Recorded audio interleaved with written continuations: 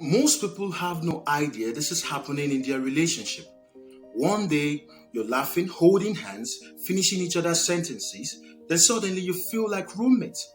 And no, it's not always because someone cheated. There is something else going on, something hidden. It's called the attachment fade. Maybe you've heard about that before. Your brain stops giving you those feel good love chemicals like dopamine and oxytocin after a while.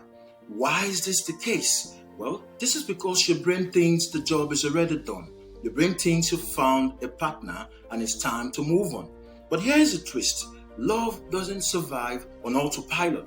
Let me tell you about a strange study. A psychologist asked couples to look into each other's eyes for 4 minutes.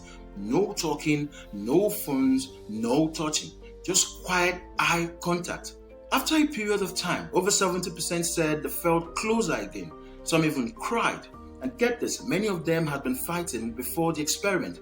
All it took was 4 minutes of looking into each other's eyes. So why don't we do that more today? Now listen to this. One man shared this thought and he said, I realized I hadn't looked into my wife's eyes without a screen between us in years. That hits hard, he cried. Not because of her, but because he knew he had changed. Wait for a second, it even gets more weird. In Japan, a doctor studied couples who sleep with a pillow wall between them. Guess what happened? The ones with the pillow barrier had less connection, less touching, less talking, less love. But couples who touched, feet in their sleep, their brains released more oxytocin. That's the love hormone. Touch mattered, even in their sleep. Now here's something small but powerful. One Reddit user actually asked, when did you notice your partner stopped loving you? A reply went viral, and the response was, he stopped correcting my mispronunciation. He used to laugh and help me say them right. Then one day, he just stopped. That one reply got over 100,000 likes. People felt that response because when someone stopped noticing the little things, it means something bigger is fading. Another therapist said, love doesn't die with shouting. It dies in silence. That gave me chills because it's true.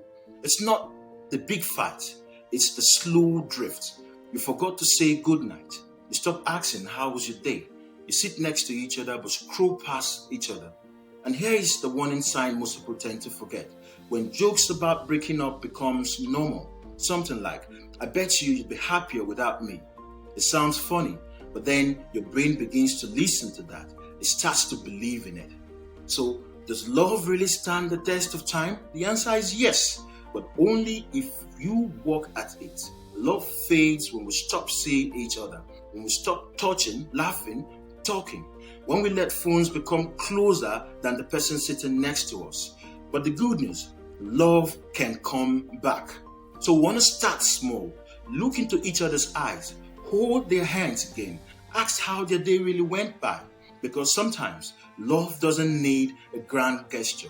It just needs to be noticed. And maybe, just maybe, that's how it survives the test of time. I'll see you at the next one. Please like and share this comment section below.